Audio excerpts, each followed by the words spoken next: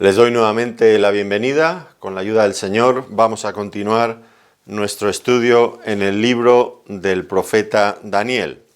Esta ocasión tenemos por delante un tema en el que pienso que hay muchos creyentes interesados, que ha llamado mucho la atención. Es la profecía de las 70 semanas. La encontramos en Daniel, el capítulo 9, a partir del versículo 20 hasta el 27. Es un tema interesante, hay grandes lecciones, cosas importantísimas aquí. También es cierto que es un tema complejo, de cierta densidad, que nos va a obligar a estar bastante atentos.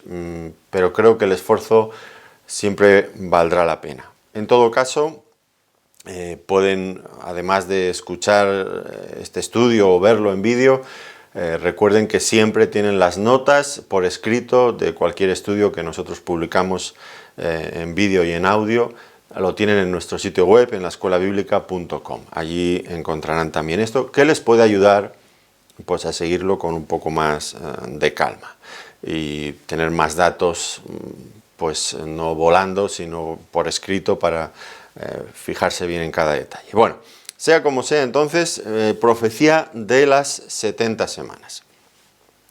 A modo de introducción, debemos recordar en qué contexto estamos. Y este mismo capítulo, los versículos anteriores, hemos escuchado al profeta Daniel orando por su pueblo. La razón era que él conocía las profecías del profeta Jeremías, que había anunciado que las desolaciones de Jerusalén terminarían en 70 años. Daniel ya llevaba casi 70 años cautivo en Babilonia y aguardaba ya impaciente ese momento en el que el Señor liberara a su pueblo y regresaran allí. Pero él se daba cuenta también de otro asunto realmente grave, y es que aunque Dios iba a visitarles, porque Dios es un Dios que cumple su palabra, pero el pueblo todavía no había llegado al momento de arrepentirse de sus pecados. Entonces, ¿qué sentido tendría regresar? ¿Qué iba a pasar si regresaban sin haber habido un cambio espiritual profundo en sus vidas? Así que Daniel se coloca como portavoz del pueblo y ora confesando los pecados, aunque él no era el culpable, pero confiesa, se coloca a favor del pueblo, orando él mismo, pidiendo, implorando el perdón de Dios y también pidiendo la restauración de la vida nacional, de la ciudad de Jerusalén, todo esto. Esto es el eje central, el tema de la oración de Daniel, porque en los capítulos anteriores, en el 7 y en el 8, pues vimos los anuncios proféticos de lo que vendría a ser el futuro de las naciones gentiles. Pero a él en este momento lo que le interesaba era el futuro de su pueblo, de la nación de Israel, una vez que terminaran los 70 años. ¿Cuál sería el programa de Dios para Israel, para su pueblo? Y entonces, como respuesta a sus oraciones, Dios le reveló la profecía tocante a las 70 semanas que ahora nos ocupa. Bien, pues vamos entonces ya al texto bíblico, Daniel capítulo 9, versículo 20, vamos a ir leyendo pequeñas porciones, en este momento hasta el 23. Dice así: aún estaba hablando y orando y confesando mi pecado y el pecado de mi pueblo Israel, y derramaba mi ruego delante de Jehová mi Dios por el monte santo de mi Dios, aún estaba hablando en oración cuando el varón Gabriel, a quien había visto en la visión al principio, volando con presteza, vino a mí como a la hora del sacrificio de la tarde, y me hizo entender y habló conmigo diciendo: Daniel, ahora he salido para darte sabiduría y entendimiento. Al principio de tus ruegos fue dada la orden y yo he venido para enseñártela, porque tú eres muy amado. Entiende pues la orden y entiende la visión. Bueno, en primer lugar, vemos que la oración de Daniel fue contestada inmediatamente. Todavía no había terminado de orar. Y la contestación viene por un mensajero celestial, que entendemos era el ángel Gabriel, aunque aquí aparece con el aspecto, dice el texto, de un varón. Y le va a explicar el plan de Dios para el futuro de Israel y el santuario y el pueblo de Israel. Esto es lo que nos ha dicho aquí el texto que acabamos de leer. Muy importante este asunto, muy importante que centremos nuestros pensamientos en este tema, porque fíjense que en contraste con otros temas tratados, ya he dicho, en el capítulo 7 y 8, donde se hablaba del futuro de las naciones gentiles, aquí se enfoca fundamentalmente en el pueblo de Israel y en su futuro. La ciudad de Jerusalén, el templo, el futuro de la nación, el pueblo de Israel. Importante, porque todo este pasaje tiene que ver con este tema. Es fundamental que partamos de esta base. Bien, luego también nos dice que Gabriel llegó, una cosa que nos llama la atención, a la hora del sacrificio de la tarde. Y digo que nos llama la atención porque durante el cautiverio en Babilonia pues no se estaban ofreciendo sacrificios, estaban muy lejos del templo, el templo había sido derribado, la ciudad asolada. Sin embargo, los israelitas fieles, temerosos de Dios, como Daniel, no habían perdido esa costumbre y aprovechaban el tiempo del sacrificio para orar. Habría sido tan sencillo disolverse, mezclarse entre la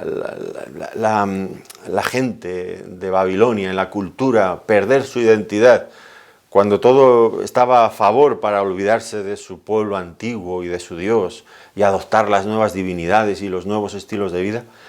Pero Daniel, un hombre fiel, después de tantos años, casi 70 años en Babilonia, mantenía su identidad, su culto al Señor, no se había movido, porque era un hombre con convicciones, un hombre de los de verdad, un creyente auténtico. Esos no se mueven, aunque el mundo cambie y vaya dando bandazos para un lado y para otro. El creyente que tiene convicciones, que es fiel al Señor, permanece, aunque todo a su alrededor se esté moviendo de un lado para otro. Así que nos lo encontramos orando a la hora del sacrificio de la tarde, recordando aquello que había practicado en su más tierna juventud. Y ahora dice Gabriel que había sido enviado por Dios para darle sabiduría e inteligencia, porque tú eres sabiduría e entendimiento, porque tú eres muy amado. Volvemos a lo mismo, a hombres de Dios como Daniel, un hombre en el secreto de Dios, un hombre que vivía cerca, intensamente la comunión con Dios, cerca de Dios. Sin embargo, pues él necesitaba también sabiduría y entendimiento para conocer los misterios de Dios, porque están fuera de nuestra órbita de conocimiento. Nosotros no podemos alcanzar el conocimiento de Dios si previamente Dios no toma la iniciativa de darse a conocer.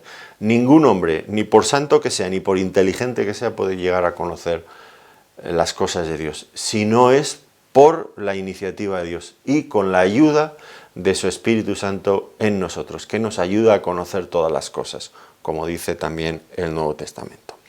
Necesitamos de Dios. Un hombre listo o inteligente en las cosas del mundo no va a ser un hombre que conozca a Dios en profundidad. Lo uno no va con lo otro. Necesitará, sí, le vendrá muy bien su capacidad intelectual, por supuesto, pero de nada le servirá si no tiene el auxilio imprescindible del Espíritu Santo. Daniel es un ejemplo más de esto. Bueno, pues esto es en cuanto a la respuesta de Dios a la oración de Daniel. Ahora ya entramos, versículo 24, la profecía de las 70 semanas. Vamos a leer el versículo 24 para empezar. 70 semanas están determinadas sobre tu pueblo y sobre tu santa ciudad para terminar la prevaricación y poner fin al pecado y expiar la iniquidad, para traer la justicia perdurable y sellar la visión y la profecía y ungir al santo de los santos. Un versículo denso, las 70 semanas. Vamos a ir analizándolo paso a paso, cada uno de los detalles. Es que hay muchas cosas aquí en las que debemos de pararnos y reflexionar. Primera cosa es que hay en total si no he contado mal, hay diferentes bendiciones que Israel va a disfrutar al término de las 70 semanas, y estas bendiciones, ya digo, si no he contado mal, son 6 bendiciones. 6 bendiciones que vendrían, vuelvo a insistir, sobre tu pueblo, sobre tu santa ciudad. Estamos hablando del pueblo de Israel y de la ciudad de Jerusalén. 6 bendiciones he contabilizado. Y entiendo, si nos fijamos, que estas bendiciones van en 2 bloques, en 2 grupos de 3. Las 3 primeras tienen que ver con el fin del pecado. Fijémonos lo que dice. Para terminar la prevaricación y poner fin al pecado y expiar la iniquidad. Primer bloque de bendiciones. Un bloque que tenía que ver con el fin del pecado. Esto estaba en la Biblia, está en la Biblia. Los judíos del tiempo de Jesús lo sabían, pero no hicieron ningún caso. No les preocupaba en absoluto la solución del pecado. Ellos estaban conformes y satisfechos y creían que estaban a salvo y seguros de cualquier desgracia porque eran pueblo de Dios, porque vivían en Jerusalén y porque tenían el Santo Templo. Y no pensaron en la necesidad tan presente en Daniel del perdón de los pecados. Entonces, pues lo ignoraron. Diríamos que este es el principal propósito de la primera venida del Señor Jesucristo, terminar con el pecado. Fue la clave, la meta del Señor Jesucristo en su primera venida, acabar con el pecado. De ahí que Él fue a la cruz y murió como un cordero que muere en sustitución del pecador, como víctima inocente por el culpable. Cristo es el Cordero de Dios que quita el pecado del mundo, dijo Juan cuando lo presentó. Él ocupó nuestro lugar. Así que las 3 primeras bendiciones se enlazan perfectamente con la primera venida de nuestro Señor Jesucristo. Ahora, notemos las 3 últimas bendiciones, que tienen que ver con el establecimiento del reino de Cristo en esta tierra. Miremos lo que dice el texto. Para traer la justicia perdurable y sellar la visión y la profecía y ungir al santo de los santos. Pues Israel solamente podrá disfrutar de la justicia permanente cuando el Mesías establezca su reino en esta tierra. Mientras tanto, será imposible, no habrá opciones para ello. Tiene que ver, por lo tanto, este segundo bloque de bendiciones, no con la primera venida de Cristo, sino con su segunda venida, cuando Él venga a establecer la justicia perdurable, a sellar la visión y la profecía, a acabar con todo lo que está, a cumplir plenamente con todo lo que durante siglos había sido anunciado y profetizado por los santos hombres de Dios, y, aquí lo vemos, a ungir al santo de los santos. Él se sentará. Ya está sentado en el trono de los cielos, en la majestad en las alturas. Es el sitio definitivo. Pero hay una provincia rebelde, vamos a decir así, que es este planeta Tierra, este universo que todavía resiste y permanece en rebelión contra el Dios del cielo. Es verdad que hay muchos que somos creyentes, pero como naciones, cada vez más el ateísmo, el agnosticismo predominan entre los líderes nacionales y otras muchas, en todas las instituciones, pues este mundo rebelde acabará cediendo ante la venida del Señor Jesucristo cuando Él se siente en su trono de gloria. Y Él será coronado como Rey de Reyes y Señor de Señores. Y ocupará su trono también aquí en este planeta Tierra, donde tantas personas hasta el día de hoy le rechazan y no le quieren. Entonces, tiene que ver con la segunda venida del Señor Jesucristo. Ahora, esto era por lo que Daniel había estado orando, ¿no es cierto? Fijémonos que Daniel había estado rogando por el perdón de los pecados, había hecho confesión por los pecados, y el primer bloque de bendiciones tiene que ver con eso, con la expiación del pecado, y la segunda cosa por la que Daniel había orado era por la restauración de la nación. Y eso ocurrirá plenamente cuando el Señor Jesucristo venga en su segunda venida y establezca su trono aquí, como digo, y Israel pues gobernará juntamente con Cristo. Ahora, eso es imposible en el día de hoy. ¿Por qué razón? Bueno, porque Israel sigue estando en un estado de incredulidad.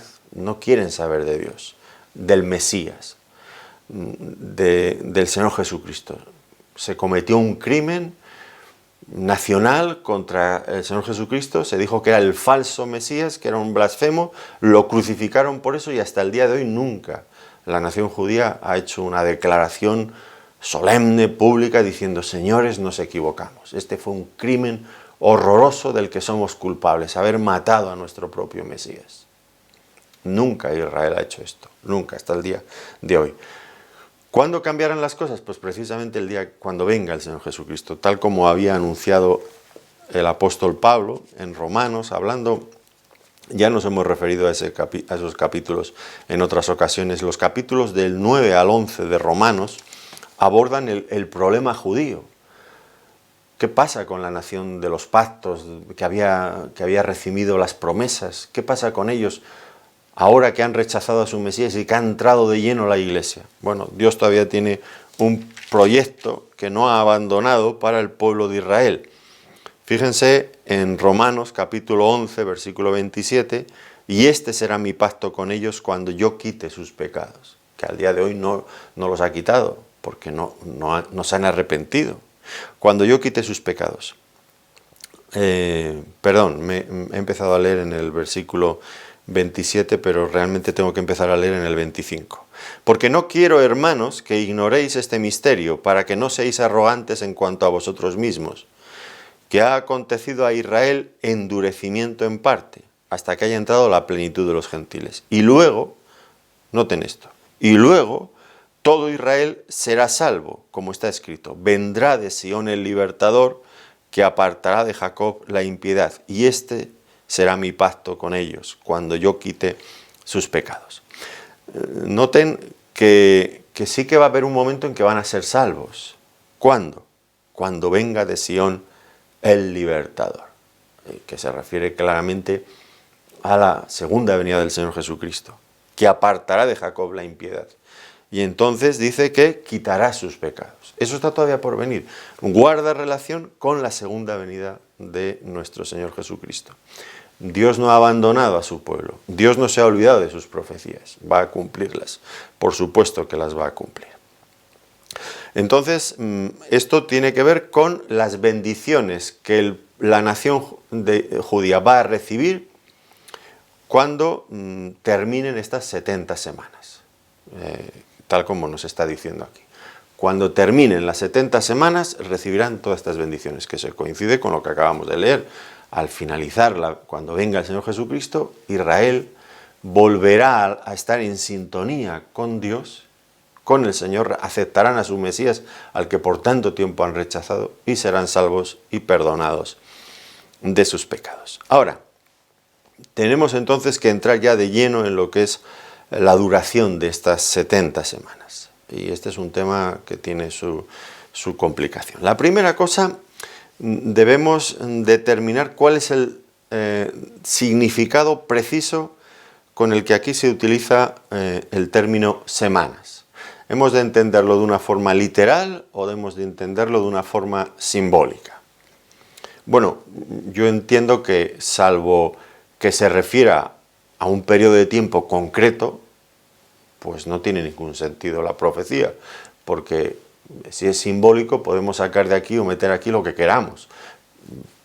Estaremos como si no hubiéramos recibido nada, pero si es un asunto concreto, de aquí a aquí, son 70 semanas, pues esto nos permite comprobar si hay una profecía aquí que se va a cumplir, cuándo se va a cumplir, cómo se va a cumplir. Así que entiendo que tiene que ver con un periodo de tiempo específico, 70 semanas. Ahora, la segunda cuestión que tenemos que determinar es cuánto dura una semana. Y aquí nosotros pues diríamos que una semana son 7 días, por lo tanto 70 semanas, 70 por 7 días serían 490 días. Esto es lo que nosotros entenderíamos de forma natural cuando se nos habla de esto. 70 semanas son 490 días. Pero en la Biblia, y este es un detalle importante, una semana no siempre se refiere a 7 días. Vuelvo a repetirlo. En la Biblia, una semana no siempre se refiere a 7 días. Por ejemplo, sabemos por Levítico, capítulo 25, que cada 7 años había un año sabático. Y allí se refiere a 7 semanas de años. Se dan cuenta que no siempre una semana son 7 días, sino que a veces son semanas de años. Vamos a leerlo porque es importante que yo justifique cada una de estas cosas que estoy diciendo con la palabra de Dios, porque a veces escucho interpretaciones de pasajes y de cosas que la gente se toma unas libertades.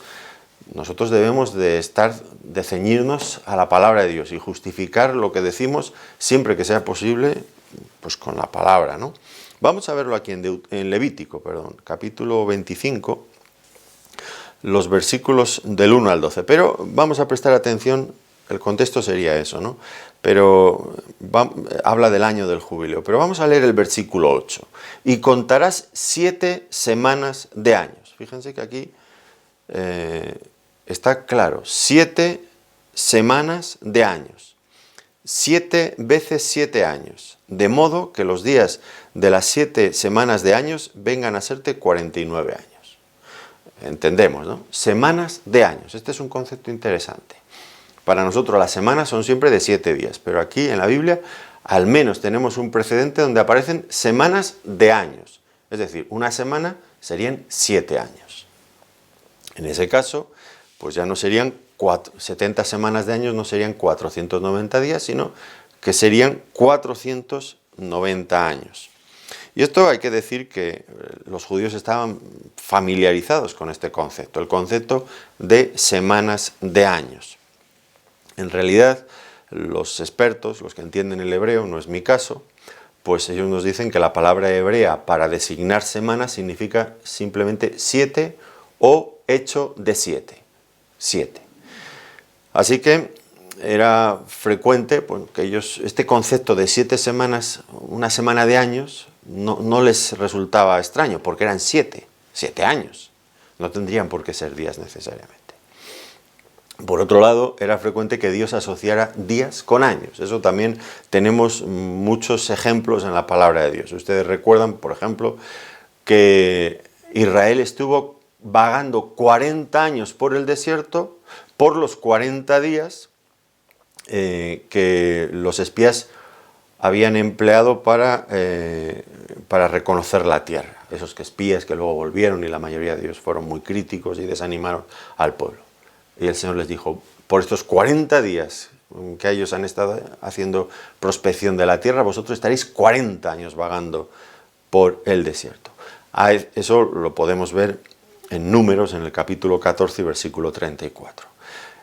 A Ezequiel, al profeta Ezequiel, se le mandó que durante un número determinado de días tenía que estar acostado de cierta manera que simbolizaban años concretos. Eso lo verían en Ezequiel capítulo 4, versículos 4 y 6. Es decir, Dios con mucha frecuencia asocia días con años. No es algo tampoco extraño.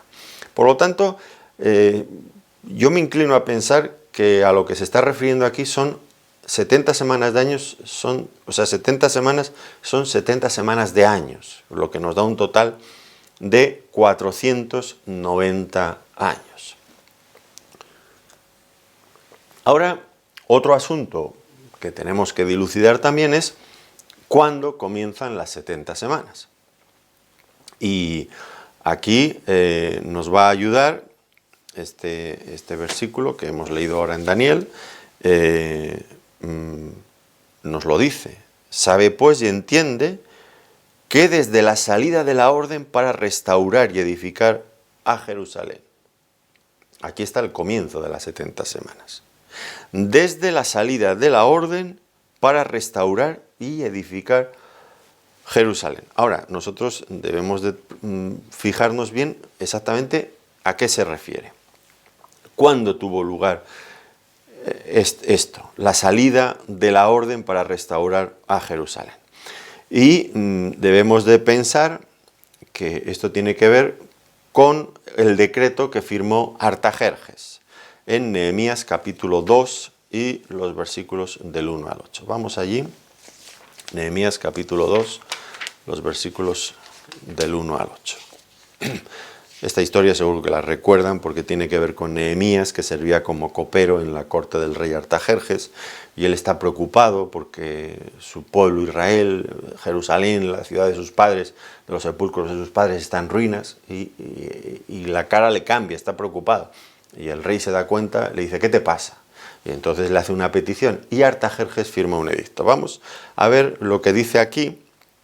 Capítulo 2 de Nehemías, versículo 1, dice, sucedió en el mes de Nisán, noten los detalles, el mes de Nisán, en el año 20 del rey Artajerjes, mes de Nisán, año 20 del rey Artajerjes, que estando ya el vino delante de él, tomé el vino y lo serví al rey. Y como yo no había estado antes triste en su presencia, me dijo el rey, ¿por qué está triste tu rostro? Pues no estás enfermo. No es esto sino quebranto de corazón. Entonces temí en gran manera, y dije al rey, para siempre viva el rey, ¿cómo no estará triste mi rostro cuando la ciudad, casa de los sepulcros de mis padres, está desierta y sus puertas consumidas por el fuego? Me dijo el rey, ¿qué cosa pides? Entonces oré al Dios de los cielos, y dije al rey, si le place al rey y tu siervo ha hallado gracia delante de ti, envíame a Judá, a la ciudad de los sepulcros de mis padres, y la reedificaré. Entonces el rey me dijo, y la reina estaba sentada junto a él, ¿cuánto durará tu viaje y cuándo volverás? Y agradó al rey enviarme después que yo le señalé tiempo. Además dije al rey, si le place al rey, que se me den cartas para los gobernadores al otro lado del río, para que me franqueen el paso hasta que llegue a Judá.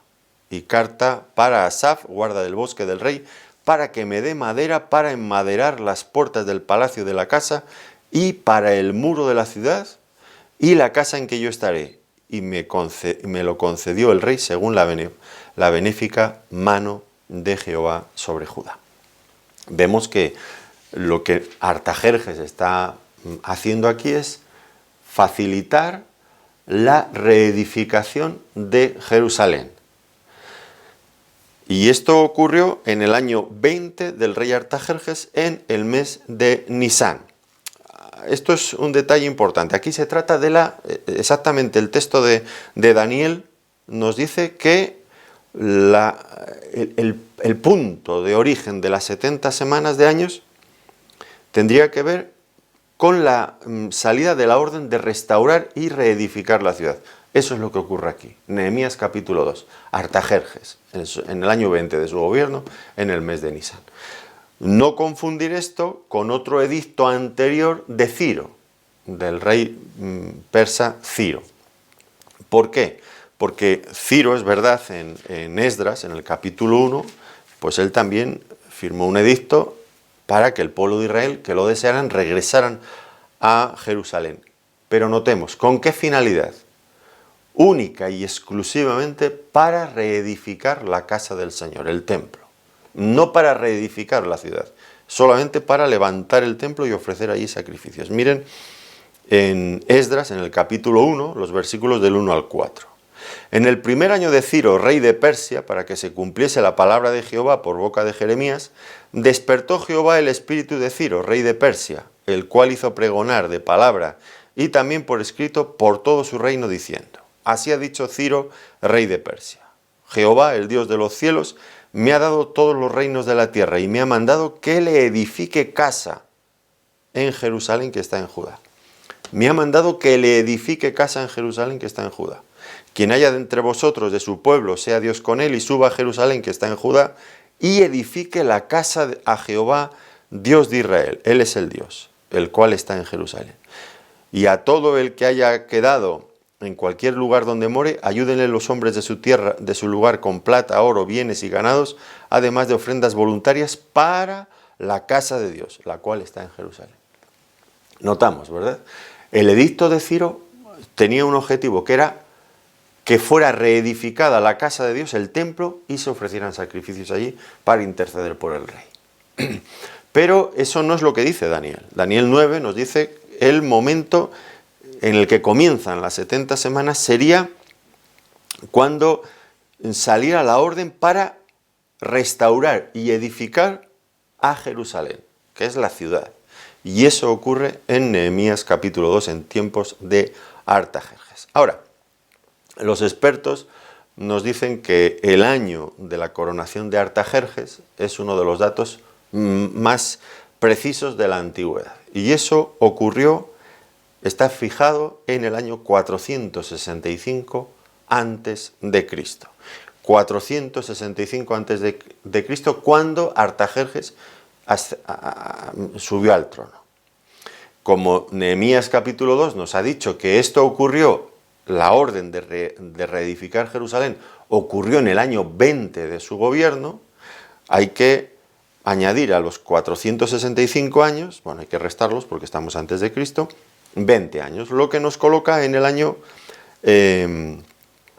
445 es fácil, ¿verdad? 465 menos 20, 445 antes de Cristo.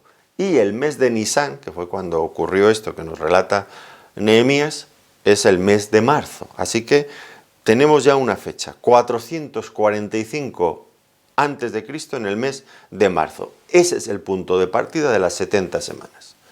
Claro. Ahora tenemos que hablar del fin de las primeras 69 semanas, porque debemos de notar, este es otro detalle que vemos aquí en Daniel, que estas 70 semanas están divididas en dos grandes bloques. Un bloque de 69 semanas y otro bloque de una sola semana. Pero a su vez ese bloque de 69 semanas está dividido en 62 semanas y 7 semanas, lo que da en total 69. Vamos a leerlo ahora en Daniel, volvemos allí, Daniel capítulo 9, versículos 26 al 27. Dice, y después de las 62 semanas se quitará la vida al Mesías y el pueblo de un príncipe que ha de venir, a ver, estoy leyendo mal, vamos a leer mejor desde el 25 de nuevo. Sabe pues y entiende que desde la salida de la orden para restaurar y edificar a Jerusalén hasta el Mesías príncipe habrá 7 semanas y 62 semanas. 7 y 62, que son el primer bloque, 69 semanas. Se volverá a edificar la plaza y el muro en tiempos angustiosos. Y después de las 62 semanas se quitará la vida al Mesías, mas no por sí. Y el pueblo de un príncipe que ha de venir destruirá la ciudad y el santuario, y su fin será con inundación, y hasta el fin de la guerra durarán las devastaciones. Por lo tanto, tenemos aquí estos dos bloques. Un bloque de 69 semanas, compuestos por 62 más 7, que yo no sé explicar, no sé dar detalles sobre esto, realmente, reconozco mi ignorancia sobre el asunto, y un segundo bloque de una última semana, de otros 7 años. Por lo tanto, tenemos un primer periodo en el que ahora nos tenemos que centrar, que son esas 69 semanas primeras. 69 semanas que, si ustedes, yo esta vez me he traído una calculadora, ¿quién lo iba a decir que para un estudio bíblico nos haría falta calculadora? Bueno, pues para este al menos sí. Pues 69 semanas por 7 años cada una nos dan un total de 483 años. Es decir, tenemos este primer bloque que empieza con la restauración de la ciudad de Jerusalén, como dice aquí el texto, en medio de tiempos angustiosos, y en Nehemías nos explica clarísimamente que fue realmente muy difícil la restauración de Jerusalén por la cantidad de enemigos que había alrededor, siempre acechando y creando problemas. Bueno, pues desde el principio, desde esa fecha, 445 a.C., en el mes de marzo, pasarían 69 semanas, lo que es lo mismo, 483 años, hasta que, ¿qué ocurriría al final? Pues aquí nos lo dice, fíjense, tan claro como está aquí. Hasta que el Mesías príncipe, hasta el Mesías príncipe, habrá 62 semanas, que serían las dos últimas, más las otras 7, 69. Se volverá a edificar la plaza y el muro en tiempos angustiosos. Y después de las 62 semanas, se quitará la vida al Mesías. Es decir, ya tenemos los datos. Desde el año 445, el edicto de Artajerjes, hasta la muerte del Mesías tendrían que pasar, dice aquí, 483 años. 483 años. Es una profecía muy comprometida, porque Dios está haciendo algo que lo hace algunas veces, pero no es muy frecuente en la Biblia. Poner día y año para un acontecimiento tan importante, la muerte del Mesías.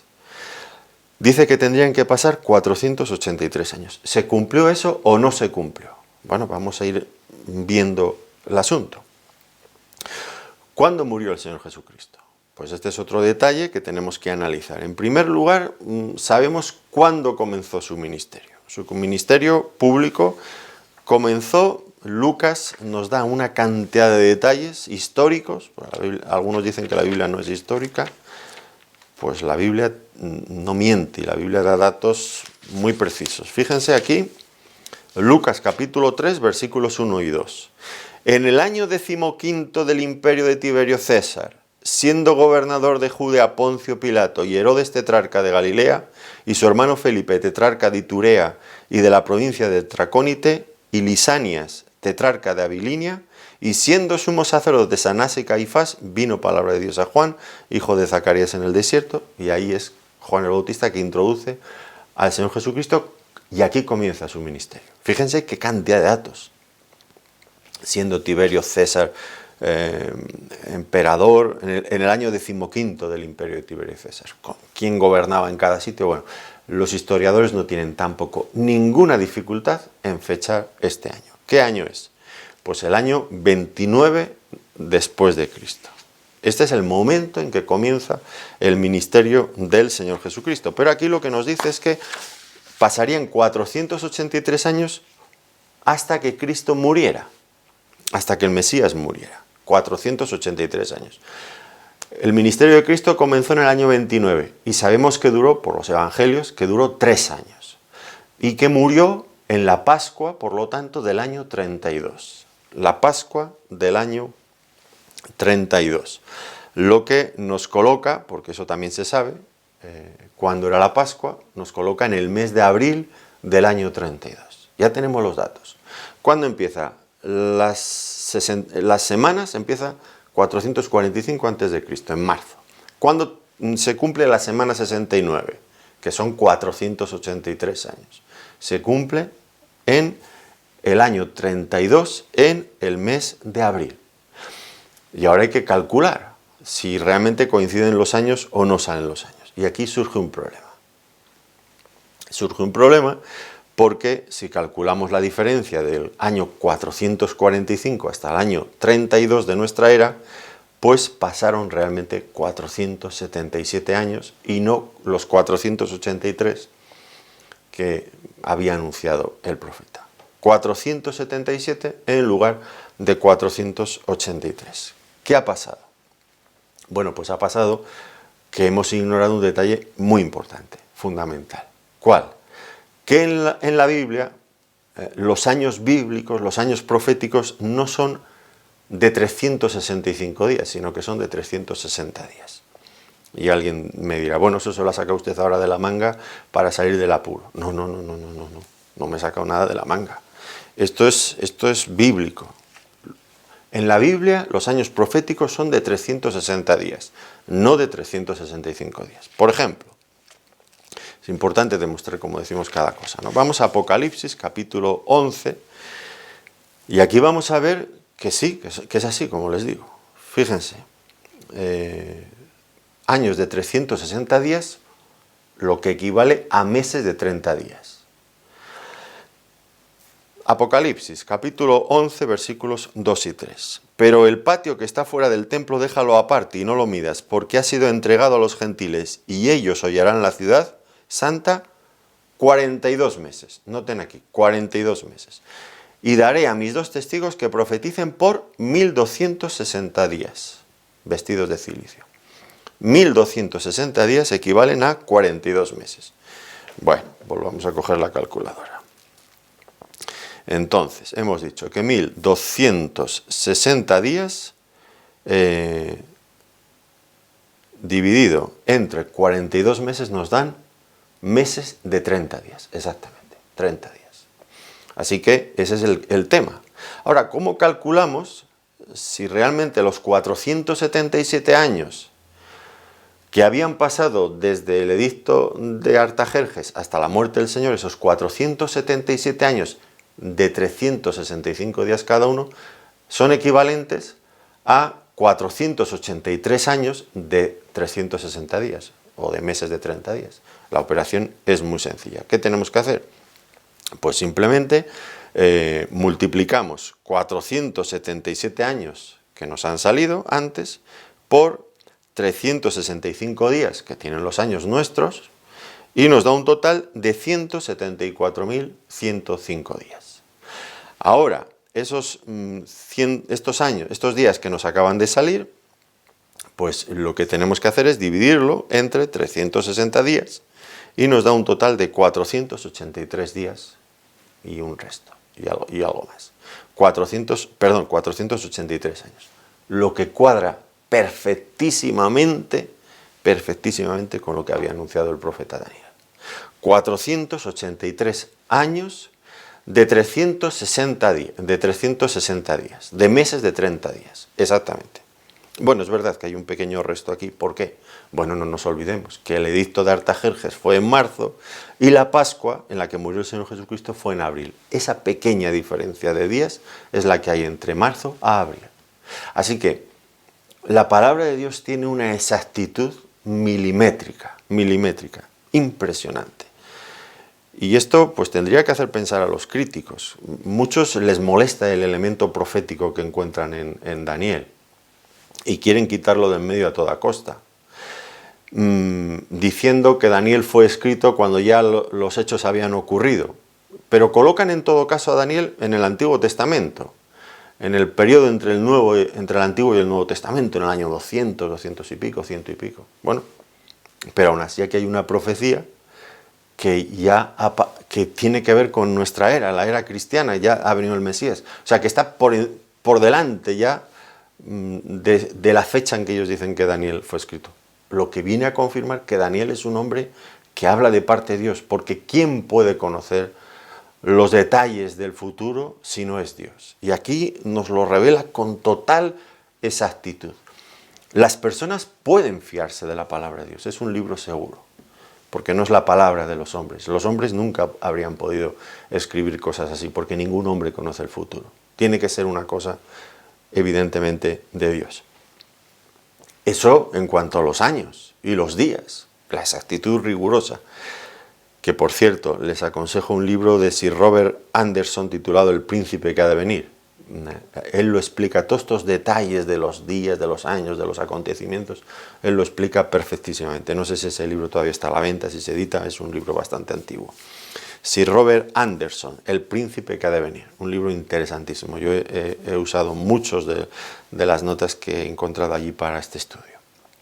Bueno, la exactitud en cuanto a las fechas, pero oiga, no solamente en cuanto a las fechas, la exactitud también en cuanto al hecho de que el Mesías iba a morir, iba a dar su vida, mas no por sí.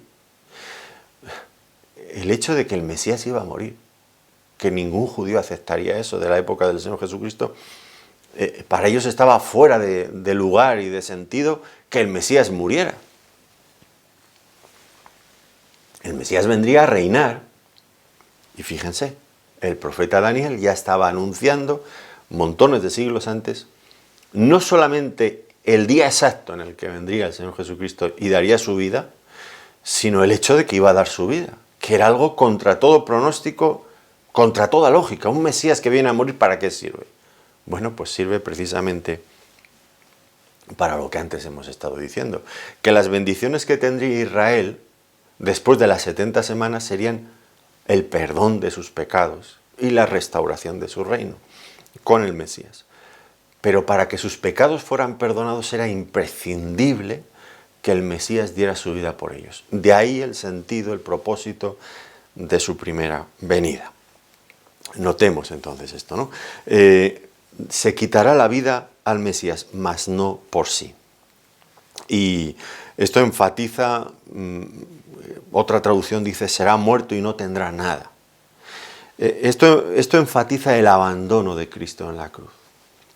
Abandono y rechazo, los hombres rechazándole, criticándole, insultándole, provocándole para que, en fin, todas aquellas maldades que el ser humano fue capaz de expresar mientras nuestro glorioso Señor Jesucristo estaba en la cruz. Pero no solamente el desprecio y el rechazo de los hombres, sino también el abandono de Dios. Dios mío, ¿por qué me has desamparado? Haciéndose eco del Salmo 22, cuando estaba en la cruz. Bueno, pues se corresponde también exactamente con lo que había anunciado Daniel.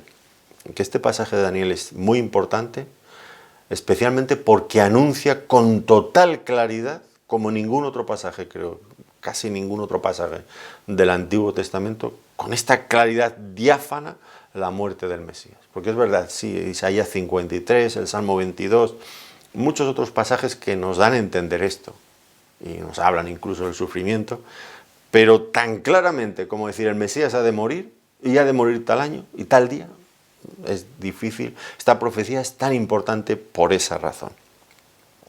Y la palabra que se utiliza aquí, se quitará la vida al Mesías, el verbo quitar, la palabra que se traduce, los expertos nuevamente en el hebreo pues dicen que implica una acción brutal y definitiva, que esto se cumplió exactamente en la cruz, sin lugar a dudas. Brutal y definitiva, nada más brutal que la cruz. Pero evoca también un pacto sellado por la muerte de un animal, como ocurría en el sistema levítico.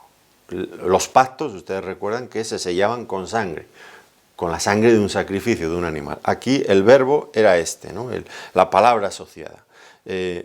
Por lo tanto, identifica la muerte del Mesías en la terminología que está usando, no solamente para quitar cómo iba a ser su muerte, cómo iba a pasar todo aquello, sino el propósito de su muerte.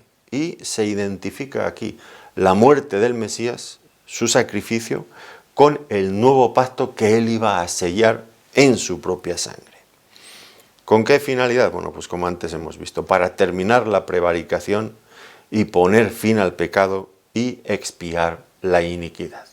Para esto iba a morir el Mesías. A mí me parece sorprendente la palabra de Dios. Cuanto más la estudio, más confianza, más seguridad tengo en la palabra de Dios. Creo que aquellas personas que dicen que la Biblia se contradice, que la Biblia, o que no confían en la palabra de Dios, creo que es porque no la leen, porque no la estudian. Porque cualquiera que se acerque a investigar las evidencias que hay en la palabra de Dios, evidencias proféticas y de cualquier otro tipo, va a salir con una fe robusta y bien afianzada en las promesas y en todo lo que dice este libro, porque es un libro inspirado por Dios. ¿De qué otro modo se podría saber estas cosas que hoy se nos han anunciado? Bueno, pues nos hemos quedado al final de la semana 69, pero nos queda la semana 70.